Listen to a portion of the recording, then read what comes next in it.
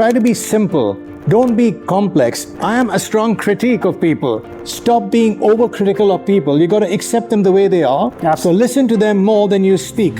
So I have this delight to be with Thank Captain you very much. Vivek. Thank you very much, Nitin. And, I got intrigued by his story of spending time, 3 decades in the Navy. Correct, merchant Navy, yes. Yeah. And then his move to Sweden and spending time walking 14,000 kilometers in Spain. Between Spain, France, Portugal, and of course a lot in Sweden. Yeah. So there's probably a lot of things that you've learned, in the journey that you've pursued. The context with which we share with our audience is there's a lot to really learn perpetually through life. Correct. The journey you end up undertaking. In that pursuit, a lot of people end up feeling the feelings of overthinking, anxiety, and things of that nature. Correct. But I think there is something to just keep pursuing. I just wanted to open up the floor to you and learn from your lived experience of how you see the world, how do you see it, particularly in Sweden, where you spend a lot of time. I would love to get your views to our audience. Well, thanks, Nitin. I'll just step back. I was born and brought up in India, and I went to Bishop Cotton School in Simla. I was there from the age of 5 to the age of 15. I did my entire schooling over there. 9 months a year. I was away from my parents who lived in Calcutta. Okay. So what I learned there was brotherhood, camaraderie, and survival. Lovely. But I was always told by my English headmaster, wherever you go out into the world, you're an ambassador of Bishop Cotton School. And that's what I've always done in my life. Life is complex. Human beings are complex creatures. But once you get into a certain mindset, you should have an objective, how to go there and fulfill. You got to turn your dreams into reality. Yeah. And that's what I tried to do. I went out to sea at the age of 16. I saw the world. They say I got paid for it. But over the years, I became a sea captain. Yeah. And I got my license from England. I've been through 120 countries. Lovely. And I met the most amazing people in my life. I had the most amazing experiences. Whether it's in the deep blue oceans, whether I was transiting the Suez Canal, the Panama Canal, the Straits of Magellan, where I had an albatross flying half a meter over my head when I was navigating through the glaciers.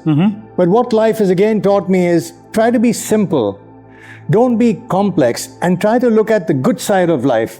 And I must agree, I am a strong critique of people. Okay. And that's a trait I've got to get out. I've got to change that. Yeah. I'm very good at, being on my best behavior, but there's something in my mind that keeps telling me, listen, whatever your age is, stop being overcritical of people. You got to accept them the way they are. Absolutely. You can give them the good part of your life, but on the other hand, accept theirs as well. Absolutely. So listen to them more than you speak. Lovely. I mean, they say storytelling is one of the greatest tradition in technology, in fact. Yeah. So this is what I try to do. No, absolutely. And you said it right. I think it starts with first acknowledging Exactly. that there is some work to be done. Yeah.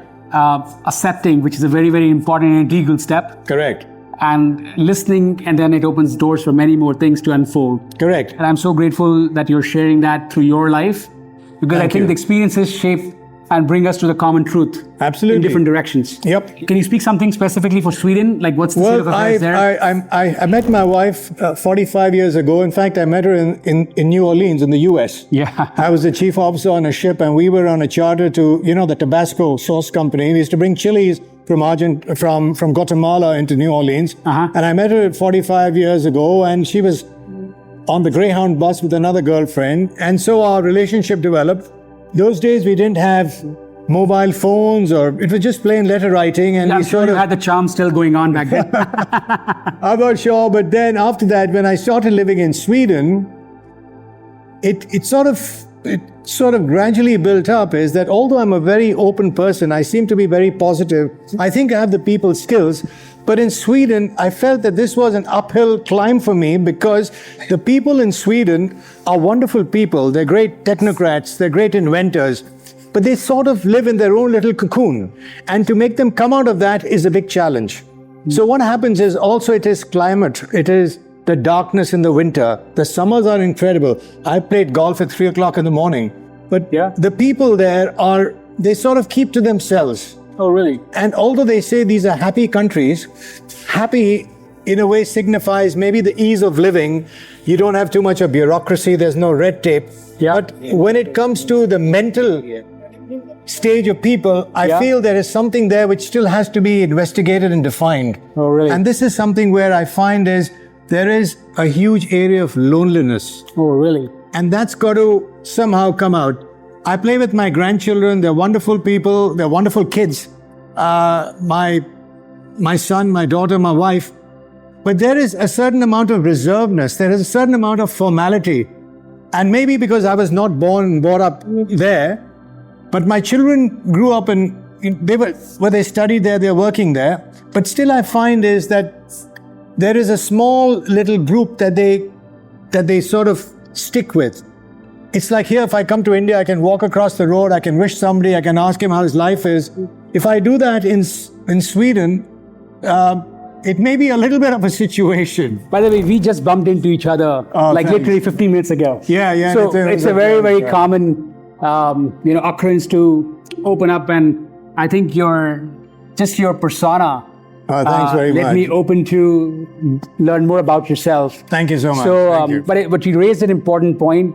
I see that in the work that I do in the US, and there's certainly a lot of loneliness, which needs to be shifted. There's a big psychological shift that's required, and I hope there is more work, and I hope it flows through Sweden, where people need it the most as well. But again, like I share a lot about perspectives. This is one perspective. Correct. That's his lens, that's his view of the world. But again, all of us are forming our own perspective through the journey we pursue. I hope it adds value to your life. Today, signing off right now, this is Nitin Dua, serving you with love. Thank you very much. Take care. Thank you. My best wishes.